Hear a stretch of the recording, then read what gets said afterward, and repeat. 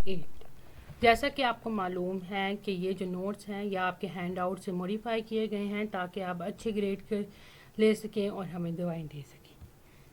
अच्छा, आज का हमारा टॉपिक है स्टेट ट्रांजिशन डायग्राम। अब स्टेट ट्रांजिशन डायग्राम क्या होती है कि इसमें हम यानी कि स्टेट को डिफाइन कर रहे होते हैं। जैसे हमारे पास कोई भी प्रोसेस है, ठीक है, अगर उसकी एक स्टेट वो अपनी एक स्टेट से दूसरी स्टेट में जा रहा है तो वो कैसे अपने आप को चेंज कर रहा है, उसकी कैसे वो स्टेट चेंज हो रही है, उसको हम जब डायग्राम के अंदर शो करते हैं तो उसे हम कहते हैं स्टेट ट्रांजिशन डायग्राम। ठीक है, अब जैसे देखें एक फ़ाइल है, एक फ़ाइल पहले एडमिन ऑफिस गई, फिर प्रिंसिपल ऑफिस गई, फिर डायरेक्टर ऑफिस गई। ठीक है, अब उसमें क्या है, उसमें जब वो इन ऑफिस से घूम के गई है तो इसमें कुछ अपडेशन भी हुई हैं। ठीक है, तो अब क्या है कि वो जब अप्रूव हो गई है उसके सारे फ़ंड, तो अब वो ए स्टेट से बी स्टेट में आ गई है, तो इसको कहते हैं चेंज स्टेट। और इस डायग्राम में हम इसी को ही डिस्क्राइब कर रहे होते हैं कि जैसे, ठीक है, उसके बाद है हम पढ़े हैं कि trouble report and it's life cycle. अब ट्रबल क्या है कि जब आप इंटरनेट यूज़ करते हैं तो कभी कभी होता है कि आपका जो कभी कॉल ड्रॉप हो जाती है या फिर आपको जो है सिग्नल बहुत ज़्यादा स्लो आ रहे होते हैं, तो उसको हम कहते हैं ट्रबल। ठीक है, कि यानी कि जब भी आपको इंटरनेट यूज़ करते हुए कोई भी मुश्किल पेश आ रही हो, उसमें आपकी कॉल ड्रॉप हो रही है या आपका सिग्नल स्लो हो रहे हैं, तो इसको हम कहेंगे ट्रबल। अब जो है कि ये ट्रबल रिपोर्ट कैसे है कि कभी कभी जो यूज़र है वो खुद इसको रिपोर्ट करता है, कभी ये जो सिस्टम है वो ऑटोमेटिकली रिपोर्ट इसकी सेंड कर देता है।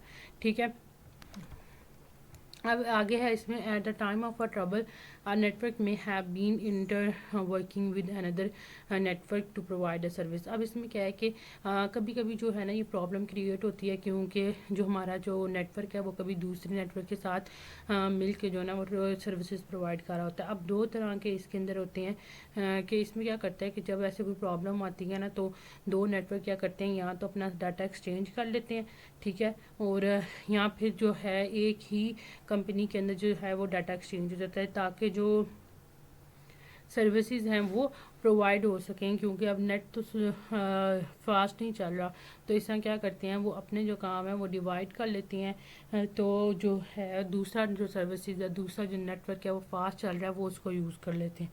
ठीक है, इसमें आपके पास एक आता है इंटर ज्यूरिसडिक्शनल और एक आता है आपके पास इंट्रा ज्यूरिसडिक्शनल। इंटर ज्यूरिसडिक्शनल क्या है कि इसमें क्या होता है आपके पास एक ही कंपनी है और एक कंपनी के अंदर डाटा एक्सचेंज हो जाता है। ठीक है, और जो दूसरी टाइप है उसमें क्या होता है कि उसमें दो कंपनीज हैं अलग अलग और उन दोनों के दरमियान जो है वो डाटा चेंज होता है आपका। ठीक है, होप सो आपको समझ आई होगी। दोबारा सुनने इसको कि इंट्रा ज्यूरिसडिक्शनल जो है उसमें एक कंपनी के अंदर डाटा एक्सचेंज हो रहा होता है, और जो आपके पास इंटर वाली है वो है दो अलग अलग कंपनीज के बीच में जो डाटा है वो एक्सचेंज होता है। ठीक है, साथ ही अगर आप ये करें कि अगर आपकी जो है सर्विस स्लो है तो आप अपने कस्टमर को पहले ही इन्फॉर्म कर दें कि जी ये जो है ना आज सर्विसेज स्लो होंगी, तो हो सकता है जो नेट है वो थोड़ा स्लो चले। ठीक है, अच्छा, इसमें आपका नेक्स्ट टॉपिक है कि trouble report states and status. अब इसमें क्या है कि हमने देखना है कि जब भी कोई नेटवर्क में प्रॉब्लम आता है तो उसमें रिपोर्ट जो है वो कैसे उसको हम यानी कि मैनेज करते हैं इसके अंदर। ठीक है, पहला है इसमें आपका क्यूड में क्या होता है, इसमें जितनी भी जो रिपोर्ट्स है ना ये आपकी एक क्यू में होती हैं। ठीक है, यानी कि अभी इसको सॉल्व करना शुरू नहीं किया, यानी कि ये अभी सारी एक क्यू में खड़ी होती हैं और यहाँ से जो मैनेजर है वो चाह सकता है तो इसको वो डिलीट भी कर सकता है। ठीक है, यानी कि अभी इस स्टेप में क्या होता है आपकी रजिस्टर होती है, सिर्फ रिपोर्ट रजिस्टर होती है, और पर अभी इसको किसी ने एजेंट ने नहीं पकड़ा होता। एजेंट कौन है कि जो आपकी जो ये प्रॉब्लम है उसको सॉल्व करेगा। उसके बाद आपकी आती है नेक्स्ट स्टेट है open and active. Open and active में है क्या होता है कि इसमें जो होता है ना आपकी जो रिपोर्ट है उसमें एक्चुअल काम शुरू हो जाता है, यानी कि जो भी उसमें प्रॉब्लम आ रहा है या फिर जो भी उसमें इशू आ रहा है उस पर काम ना स्टार्ट कर देती हैं। अब इसमें क्या ये किसी और पर्सन को भी आगे रेफ़र की जा सकती है जो ज़्यादा हेड हो, जिससे ज़्यादा इस चीज़ का नॉलेज हो, ये उस पर्सन को भी आगे हम ट्रांसफ़र हो सकती है। और इसमें क्या है कि ये भी जो स्टेट है ये भी मैनेजर इसको डिलीट कर सकता है। डेफर्ड में क्या होता है कि किसी भी रीज़न की वजह से ना आपकी जो रिपोर्ट है फ़िलहाल पोस्टपोन कर दी जाती है कि अभी इसको हम नहीं देख रहे, बाद में हम इसको चेक करेंगे, और बाद में जब उसके पास जो रिसोर्सेज अगर आपकी कंप्लीट हो जाती हैं तो वो दोबारा आपकी ओपन एक्टिव स्टेट से ही शुरू होती है। ठीक है। अच्छा, उसके बाद है, और अगर किसी ने उसकी रिपोर्ट अब अगर ज़रूरत नहीं रही उसको यानी कि फुलफ़िल करने की, तो वो सीधा जो है वो क्लोज स्टेट में चली जाती है। अब इस क्लोज स्टेट हम उसमें पढ़ेंगे उसमें क्या होता है। क्लियर्ड में क्या होता है, क्लियर्ड स्टेट में क्या है कि प्रॉब्लम अब आपकी सॉल्व हो जाती है इसमें। ठीक है। और जो आपका जो है एजेंट है, सॉरी जो आपका मैनेजर है, मैनेजर क्या करता है कि वेरिफिकेशन चाहिए होती है उसको कस्टमर के थ्रू कि जो आपकी जो प्रॉब्लम है वो सॉल्व हुई है या नहीं। इसी तरह अगर हमने वाईफाई की अगर हमने रिपोर्ट की हो ना, तो फिर हमें एक कॉल भी आती है जो हमसे पूछता है कि जो आपकी प्रॉब्लम है वो सॉल्व हुई है या नहीं हुई। ठीक है। तो इसके लिए आपको फिर जो है एजेंट उसको वेट करना पड़ता है कस्टमर के रिस्पॉन्स के लिए। उसके बाद है क्लोज। इसमें क्या है कि अब जो है ना आपकी जो है कंप्लीट हो गया प्रोसेस। इसमें क्या है कि जो फिर आपकी जो ये रिपोर्ट है ना जितना भी इसका है ये इस एक हिस्टोरिकल इवेंट में इसको वो स्टोर कर देते हैं ताकि फ्यूचर में अगर कोई ऐसी सेम प्रॉब्लम आ रही है तो हम इधर से उसका रेफरेंस ले सकें। ठीक है। और बाद में इसको एजेंट चाहे तो इसको वहाँ से डिलीट भी कर सकता है।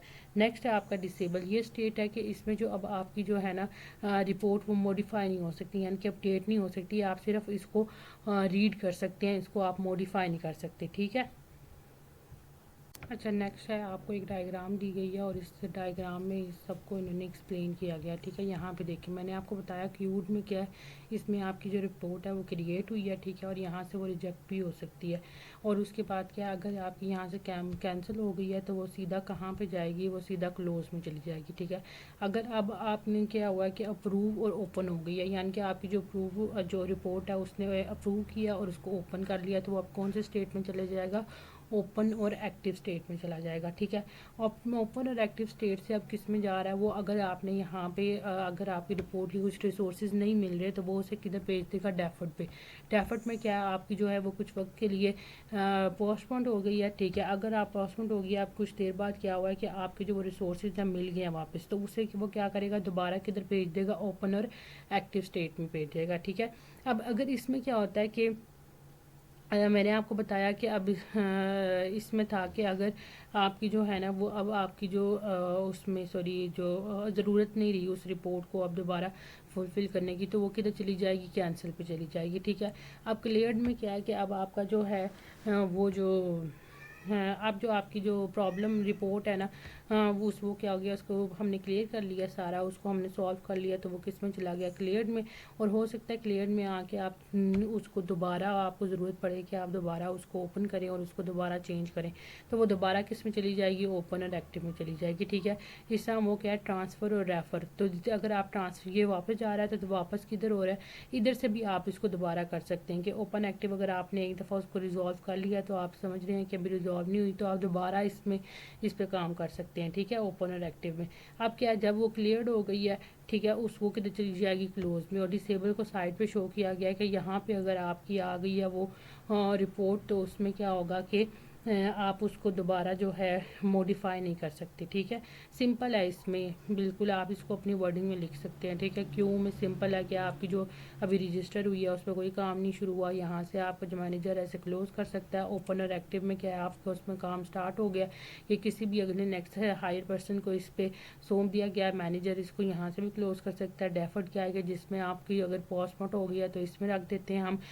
क्लियर्ड क्या है कि अब आपकी जो प्रॉब्लम है वो सॉल्व हो गई है कंप्लीट, और अब उसके वो रिस्पांस का वेट कर रहा है। ठीक है। उसके बाद क्या है, क्लोज के अब आपका रिस्पांस भी आ गया, सब कुछ हो गया, तो वो उसको क्या करेगा, क्लोज कर देगा और उसको हिस्टोरिकल उसमें अपने जो डाटा उसमें सेव कर लेगा। ठीक है। तो इसको आप अपनी वर्डिंग में भी डिस्क्राइब कर सकते हैं। अच्छा जी, नेक्स्ट टॉपिक है हमारा arranging information in tabular form. Tabular form क्या होती है कि इसमें हम ना टेबल्स की फॉर्म में ना अपना जो डाटा है वो अरेंज करते हैं। अब जब भी कोई डाटा हम टेबल्स में अरेंज करते हैं ना, तो उसके लिए उसको अंडरस्टैंड करना, उसको यानी कि एक्सप्लेन करना, उस इंफॉर्मेशन को अंडरस्टैंड करना ज़्यादा इजी हो जाता है, क्योंकि वो एक टेबल फॉर्म में, ऑर्गेनाइज फॉर्म में होती है। तो उसको जब हम उस पर डिज़ाइनिंग करते हैं, कोडिंग करते हैं, या टेस्टिंग के लिए जब उस डाटा को हम यूज़ करते हैं, तो हम इजीली उसको अंडरस्टैंड कर सकते हैं। ठीक है, अब इसके अंदर आपके पास आता है आगे नेक्स्ट टॉपिक आता है आपके पास एक्सटर्नल इनपुट, एक्सटर्नल आउटपुट और एक्सटर्नल इंक्वायरी। एक्सटर्नल इनपुट क्या है कि वो डाटा जो यूज़र सिस्टम में एंटर करे उसको हम कहते हैं एक्सटर्नल इनपुट। ठीक है, अब इससे क्या होता है कि ये हमारे सिस्टम के बिहेवियर को भी चेंज करती है, और जो हमारे सिस्टम में जो इंटरनल फाइल सिस्टम है इसका, ठीक है, उसको भी ये चेंज करती है, इंटरनल लाइनिंग फाइल सिस्टम। ठीक है, जिसे ILF करते हैं। देखें, जब आप डाटा कोई भी एंटर कर रहे हैं तो उससे क्या होगा कि उसने वो क्या करेगी, जो कंप्यूटर का सिस्टम है उससे जो कंप्यूटर का आपका बिहेवियर है उससे भी वो चेंज करेगा, और साथ जो आपका जो डाटा है, जो जितना भी डाटा आपका स्टोर हुआ हुआ है वो उसको भी चेंज करेगा। ठीक है, ये एक्सटर्नल आउटपुट क्या है कि जो आपका जो कंप्यूटर है वो जो आपको आउटपुट दे रहा है, जो आपको नज़र आ रहा है, वो क्या आपका एक्सटर्नल आउटपुट है। जिस तरह देखें, अगर आप कैलकुलेटर से 2+2 कर रहे हैं, अगर आप उसको जो डाटा दे रहे हैं, जैसे 2+2, 2 आपने एंटर किया, फिर 2 एंटर किया, तो ये क्या इनपुट्स हैं, और उसने उन दोनों को ऐड करके आपको 4 जो आपको आउटपुट दिया उसे क्या कहते हैं हम, आउटपुट। ठीक है, और ये आगे हम नेक्स्ट है इसका एक्सटर्नल इंक्वायरी। एक्सटर्नल इंक्वायरी क्या है कि ये क्या करती है कि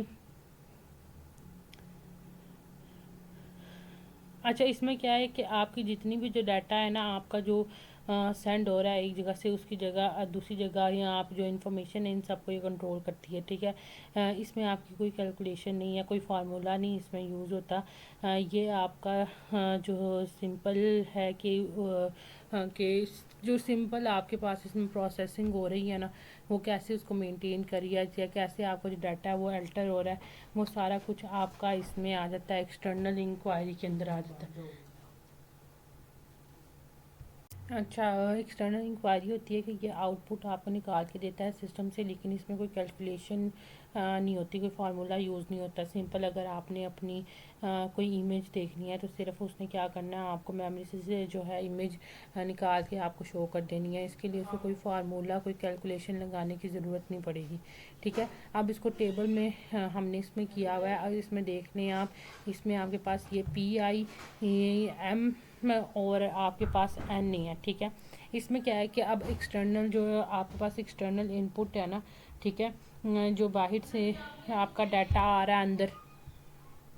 अच्छा, इसमें टेबल बनाया गया हुआ है। इसमें PI का मतलब है कि इसका जो मेन मकसद यही है, मे बी इसका ये रीज़न है, मकसद है या नहीं है, और इसका कि ये वाला जो है ये फंक्शन परफॉर्म नहीं कर रहा। ठीक है, अब यहाँ एक्सटर्नल इनपुट में क्या है कि इसमें जो है ना, ये आपके सिस्टम के बिहेवियर को चेंज करता है, इसका मेन मकसद ही यही होता है। ठीक है, और मे बी इसमें चेंज करें या ना करें।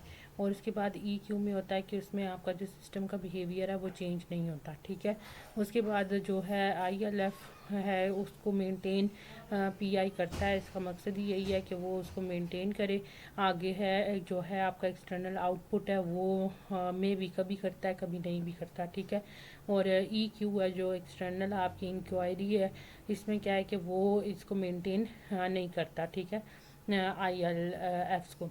और उसके बाद है कि present information to the user, की जो इंफॉर्मेशन है वो यूज़र को दिखाता है। तो इनपुट में क्या उसने दिखाना है, को हो सकता है कि वो कभी दिखाए या नहीं दिखाए। और आगे आपके पास एक्सटर्नल आउटपुट और एक्सटर्नल इंक्वायरी का यही मेन पर्पज़ होता है कि वो जो आउटपुट है वो यूज़र को शो करे।